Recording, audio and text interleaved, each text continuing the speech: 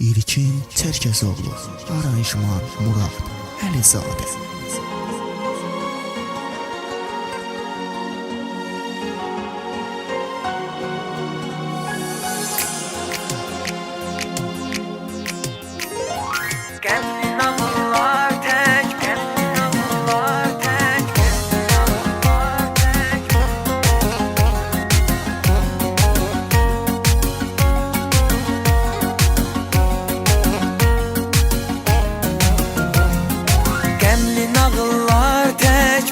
Bizim sevgimiz geldi, ayrılık sona yetti bizim sevgimiz.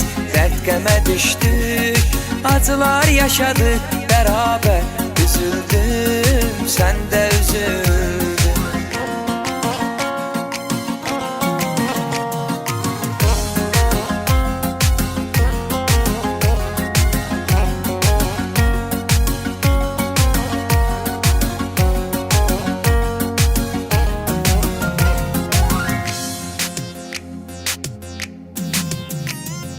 Çetin ki her şey yeniden düzelen, sen mənə xatırladır bu küçələr. Seninle ayrıldığımız gündən ruhumu qorxudur qaranlıq və soyuq gecələr. Ayrılığa tab eləmir qəlbimiz, qəlbimizi talan edir dərdimiz. Ötən xatirələrlə bir ötdü bizim sevgimiz. Qəmli nağıllar tək bitdi bizim sevgimiz. Gəldi ayrılıq sona yetti bizim sevgimiz. Dərd qəmə düşdük, acılar yaşadık beraber. Üzüldüm, sen de üzüldün. Qəmli nağıllar tək bitdi bizim sevgimiz. Gəldi ayrılık sona yetti bizim sevgimiz. Dert qəmə düşdük, acılar yaşadık beraber. Üzüldüm, sen de üzüldün.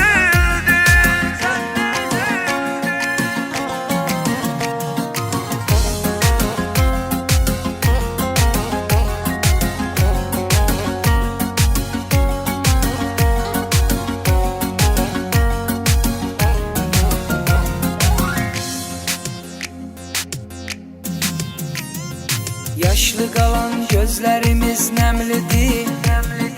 Gəl gör aşıqın necə görkəmlidir. Sevən gərək hər əziyyətə dözsün. Bizim onsuz həyatımız qüssəlidir, qəmlidir.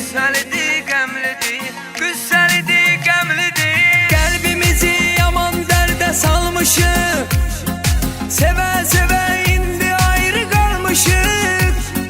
İkimizi de çok peşiman etti bizim sevgimiz.